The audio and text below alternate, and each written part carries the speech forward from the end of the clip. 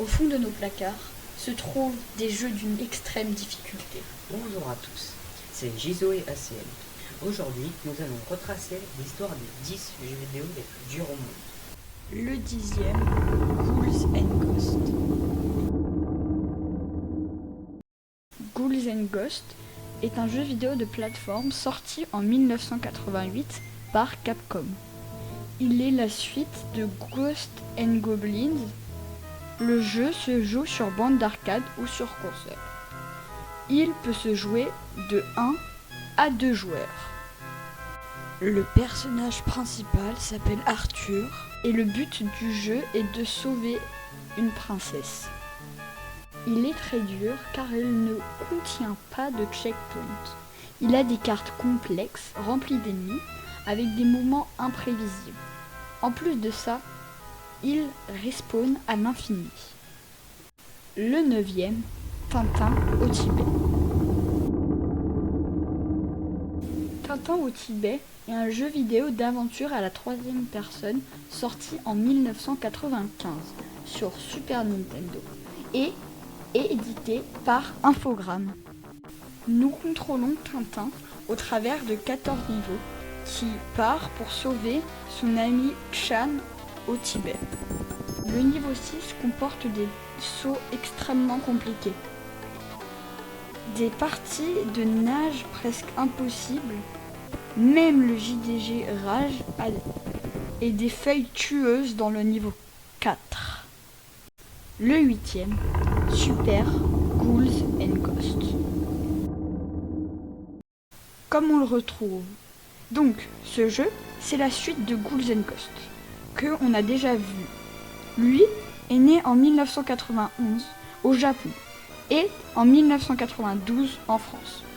C'est aussi un jeu vidéo de plateforme qui, lui, est sorti uniquement sur console. Le personnage principal est le même, Arthur, mais cette fois-ci, il ne recherche pas l'amour, mais le combat.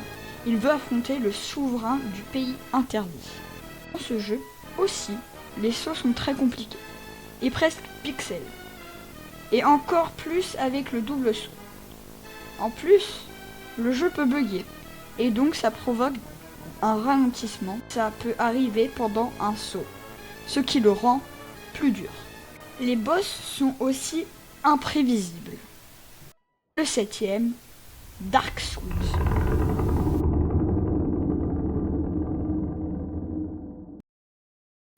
C'est un incontournable. Vous le connaissez forcément, mais on ne sait jamais. Donc, je vais vous le présenter. C'est un jeu sorti en 2011. Il est de type action RPG et il a été développé par l'entreprise japonaise From Software. Le personnage que nous contrôlons n'a pas de nom et notre but est de sonner 2 cloches de l'éveil dans l'espoir de découvrir leur sort. La difficulté de Dark Souls, c'est bien ses boss, affreusement durs, comme le démon Manu. Il est très difficile car il a des bras immenses, donc il nous touche de loin. Et il peut faire des combos. Mais c'est pas fini, il peut aussi faire de la magie qui invoque des missiles autoguidés. Ça, c'était que un des monstres de Dark Souls.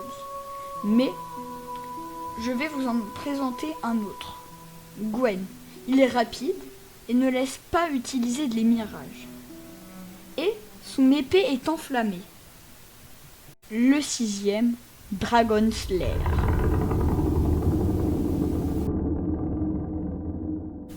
C'est un jeu de type Heroic Fantasy, créé par Cinematronic et réalisé par Don Bluth, un animateur de chez Disney.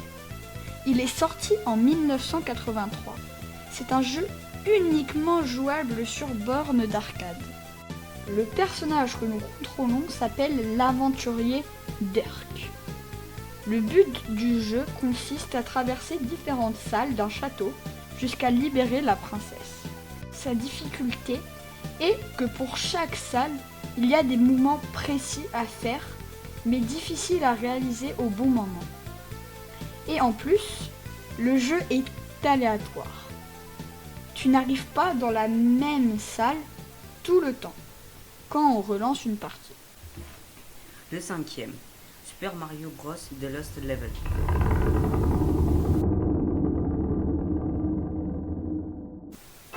C'est un jeu de plateforme qui se joue seul.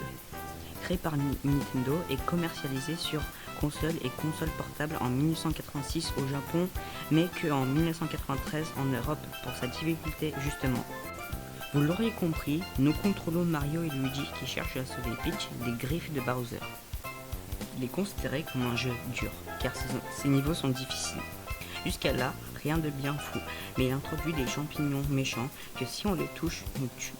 Et une inertie tellement incontrôlable en témoigne l'OPOC et des sauts presque impossibles. Le 4e, I Wanna Be The Guy.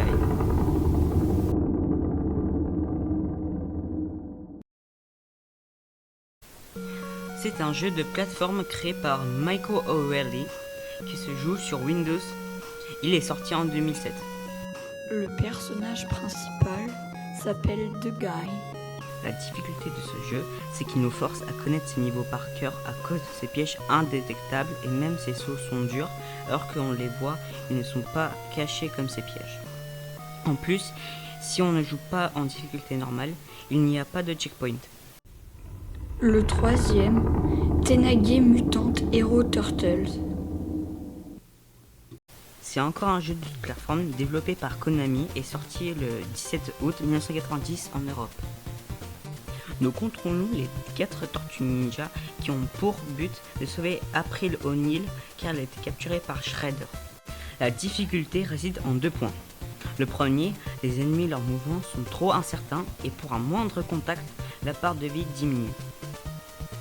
Le deuxième, le niveau du barrage. Son but est de désamorcer des bombes dans un temps très limité et dedans, il y a des passages comme ça.